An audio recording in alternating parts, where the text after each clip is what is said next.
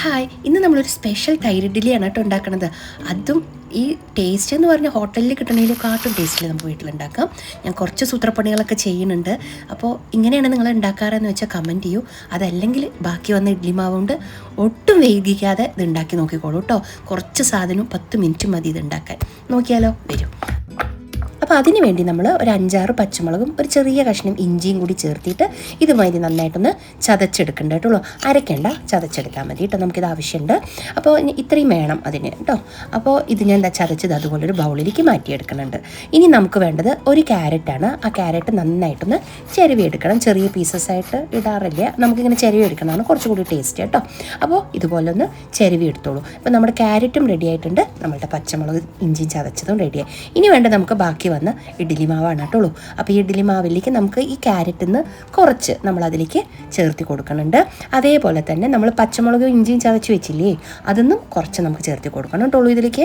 അപ്പോൾ ഞാൻ പറഞ്ഞില്ലേ, ഞാൻ കുറച്ച് സൂത്രപ്പണികളൊക്കെ ഉപയോഗിക്കുന്നുണ്ടെന്ന്, അത് ഇതാണ് കേട്ടോളൂ. അപ്പോൾ ഇതിൽ ഈ ഇഡ്ഡലി മാവിൽ തന്നെ കുറച്ച് ക്യാരറ്റും ചതച്ച മുളകും ഇഞ്ചിയും കൂടി ചേർത്തി കൊടുക്കുമ്പോൾ നമ്മുടെ ആ ഇഡ്ഡലിക്ക് തന്നെ നല്ലൊരു ടേസ്റ്റാണ് കേട്ടോ.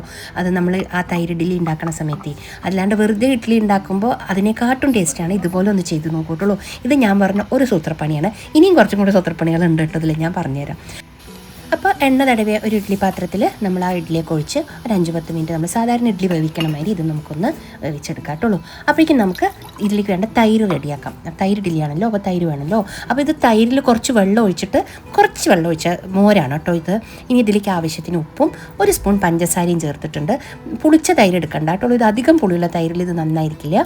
അപ്പോൾ സാധാരണ പുളിയുള്ളൊരു തൈര് എടുത്താൽ മതി. 1 സ്പൂൺ പഞ്ചസാര എന്തായാലും ഇട്ടോളൂ കേട്ടോ, നിങ്ങളുടെ മധുരത്തിനനുസരിച്ച്. പിന്നെ നമ്മൾ ആ ചതച്ച് വെച്ച ബാക്കി പച്ചമുളക് ഇഞ്ചിയും കൂടി ഉണ്ടല്ലോ, അതും ഇതിലേക്ക് ചേർത്തി കൊടുത്തു കേട്ടോളൂ. നോക്കൂ, നമ്മുടെ ഇഡ്ഡലി ഇപ്പോൾ റെഡി ആയിട്ടുണ്ട്. ഇനി നമുക്ക് ഇതിനെയൊക്കെ ഒന്ന് ചെറിയ ചെറിയ പീസായിട്ട് മുറിച്ചെടുക്കണം കേട്ടോളൂ. ഇങ്ങനെ ഫുള്ളായിട്ട് ഇഡ്ഡലി ഇട്ടിട്ടും ഉണ്ടാക്കും, പക്ഷേ ഇങ്ങനെയാണ് കുറച്ചുകൂടി നന്നായിട്ട് തൈര് അതിൽ പിടിക്കാൻ നന്നായിട്ട് ഹെൽപ്പാവും. അപ്പോൾ നമ്മളിത് നന്നായിട്ടൊന്ന് ചെറുതായിട്ട് മുറിച്ച് എടുക്കണം കേട്ടോളൂ. പിന്നെ ഒരു സൂത്രപ്പണി എന്ന് പറഞ്ഞാൽ, ഈ ഇഡ്ഡലിയിലെ മുഴുവനും ഞാൻ അതിലേക്ക് ഇടില്ല. ഇതൊന്നതായി ഇത്രയും ഇഡ്ഡലി ഞാൻ മാറ്റി വെച്ചിട്ടുണ്ട് കേട്ടോ. അതെന്തിനാണെന്ന് ഞാൻ പറഞ്ഞുതരാം. അപ്പോൾ നമ്മുടെ തൈര് ഇതാ നന്നായിട്ടൊന്ന് ഇളക്കിയിട്ടുണ്ട്. ഇനി ഇതിലേക്ക് നമ്മുടെ ഇഡ്ഡലികൾ മുഴുവൻ ഇതിലേക്ക് ഇട്ട് വയ്ക്കാം. നമ്മുടെ ഇഡ്ഡലി മുഴുവൻ അല്ല, ഒരു 5-10 മിനിറ്റ് കടന്ന് നന്നായിട്ടൊന്ന് തൈരൊക്കെ കുടിച്ച് കഴിഞ്ഞാൽ നല്ല ടേസ്റ്റ് ആയിരിക്കും. അപ്പോൾ അത് നല്ല സോഫ്റ്റായിട്ട് വരും. അപ്പം നമ്മുടെ തൈര് ഇഡ്ഡലി സാധാരണ തൈര് ഇഡ്ഡലി അല്ലല്ലോ, ഞാൻ പറഞ്ഞില്ലേ. അപ്പോൾ ഇതിൽ നമുക്ക് കുറച്ച് നല്ല കട്ട തൈര് കൂടി ഇതിൽ ഒഴിച്ചു കൊടുക്കണ്ട കേട്ടോ. നല്ല ക്രീമി ആയിട്ട് നമുക്ക് ഇത് കിട്ടണം. അപ്പോൾ എൻ്റെ ഈ സൂത്രപ്പണിയൊക്കെ ഉപയോഗിച്ച് ഒന്ന് ട്രൈ ചെയ്ത് നോക്കൂ കേട്ടോ. ഹോട്ടലിലത്തെക്കാട്ടും ടേസ്റ്റിൽ നമുക്കിത് ഉണ്ടാക്കാൻ പറ്റും. നിങ്ങൾ ഇങ്ങനെ ഉണ്ടാക്കണവർ എന്തായാലും കമൻറ്റ് ചെയ്യണേ. അപ്പോൾ നമുക്കിനി അതൊന്ന് റെസ്റ്റ് ചെയ്യട്ടെ. നമുക്കതൊന്ന് വറുത്തിടാനുള്ള സാധനങ്ങൾ നോക്കാം. അപ്പോൾ 1 സ്പൂൺ ഉഴുന്നുപരിപ്പ്, 1 സ്പൂൺ കടലപ്പരിപ്പ്, കുറച്ച് കടുക്, കുറച്ച് വറ്റൽമുളക്, കുറച്ച് കറിവേപ്പില കേട്ടുള്ളൂ. ഇനി നമുക്ക് ആദ്യം എണ്ണ ചൂടാകുമ്പോൾ നമ്മൾ കുറച്ച് ഇഡ്ഡലി കഷ്ണങ്ങൾ മാറ്റി വെച്ചില്ലേ മുറിച്ചത്, അത് നന്നായിട്ടൊന്ന് ഫ്രൈ ചെയ്തെടുക്കണം കേട്ടുള്ളൂ. ഇതാണ് എൻ്റെ അടുത്ത സൂത്രപ്പണി. ഇത് നല്ല രസമാണ്. ഇങ്ങനെ ഇട്ട് കഴിഞ്ഞാൽ എത്ര കഴിച്ചാലും മതിയാവില്ല. ഈ ചൂടുകാലത്ത് ഇതൊരു ബൗൾ കഴിച്ചാലുണ്ടല്ലോ നമുക്ക് എന്തൊരു ആശ്വാസം എന്നറിയോ ചൂടത്ത് ഇത് കഴിക്കുമ്പോൾ. അപ്പോൾ എന്തായാലും ഇഡ്ഡലി മാവൊക്കെ എല്ലാവരും വീട്ടിലും ബാക്കി വരും ഇല്ലേ. അപ്പോൾ എന്തായാലും ട്രൈ ചെയ്തോളൂ കേട്ടോ. അപ്പോൾ ലൈക്ക് ചെയ്യാനും ഷെയർ ചെയ്യാനും സബ്സ്ക്രൈബ് ചെയ്യാനൊന്നും മറക്കരുതേ. അപ്പോൾ നമ്മളുടെ ഇഡ്ഡലി ഇതാ ഫ്രൈ ആയിട്ട് വന്നിട്ടുണ്ട് കേട്ടോ. ഇങ്ങനെ നല്ല മണമാണ്. ഇങ്ങനെ തന്നെ കഴിക്കാൻ നല്ല ടേസ്റ്റിയാണ് കേട്ടോ. നിങ്ങളത് കഴിക്കാറുണ്ടാവും, എനിക്കറിയാം. എന്നാലും ഇത് നമുക്ക് മാറ്റി വയ്ക്കാം. അപ്പോൾ എൻ്റെ സൂത്രപ്പണിയിലോ അടുത്ത സൂത്രപ്പണി ഇതാണ് കേട്ടോ. ഇപ്പോൾ നമ്മുടെ തൈര് ഇഡ്ഡലിയൊക്കെ തൈര് കുടിച്ച് നല്ല കുട്ടപ്പനായിട്ടിരിക്കുന്നുണ്ട് കേട്ടോ. നല്ല സോഫ്റ്റായിട്ടുണ്ട്.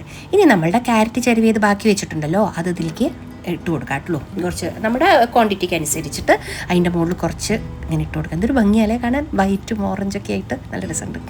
ഇത് നന്നായിട്ടൊന്ന് മിക്സ് ചെയ്ത് കൊടുക്കണം. ഇനി നമുക്ക് ഇതിലേക്ക് ആഡ് ചെയ്യേണ്ടത് നമ്മൾ വറുത്തിടണം. അപ്പോൾ നമ്മൾ എടുത്തു വെച്ചിട്ടുണ്ടല്ലോ, അത് എണ്ണ ചൂടാവുമ്പോൾ ഉഴുന്നുപരിപ്പ്, കടലപ്പരിപ്പ്, പിന്നെ നമ്മുടെ വറ്റൽമുളക്, പിന്നെ കറിവേപ്പില, അതെല്ലാം നന്നായിട്ട് എണ്ണയിലൊന്ന് മൂപ്പിച്ച് വറുത്തിട്ട് നമുക്ക് ഈ തൈരിലേക്ക് കൊട്ടി കൊടുക്കണം കേട്ടോ. നമ്മളെന്തായാലും തൈര് വടയുടെ മേലേക്ക് വറുത്തിടുമല്ലോ, അതേമാതിരി തന്നെ ഇത് നമുക്ക് വറുത്തിടാം.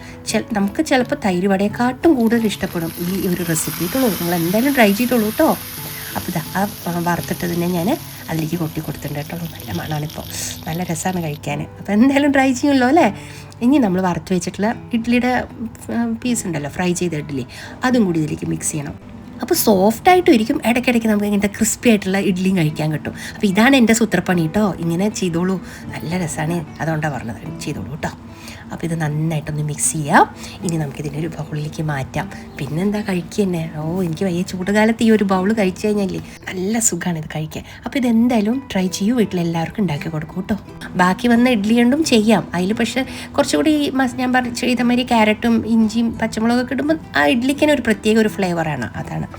അതല്ല ഇഡ്ഡലി ബാക്കി വന്നാലും ഇങ്ങനെ ചെയ്തോളൂ, ഇത് നല്ല രസമാണ് കേട്ടോളൂ.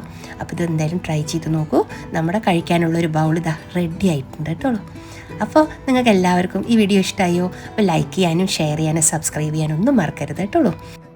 കുറേ നല്ല കമൻസും സപ്പോർട്ടും ഒക്കെ എനിക്ക് വരാറുണ്ട് കേട്ടോ. പക്ഷേ കുറേ ആൾക്കാർ സബ്സ്ക്രൈബ് ചെയ്യാതെയാണ് വീഡിയോ കാണുന്നത്.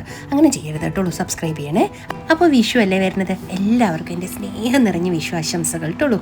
അപ്പോൾ നമുക്ക് നല്ല വീഡിയോ ആയിട്ട് വീണ്ടും കാണാം. Okay, by.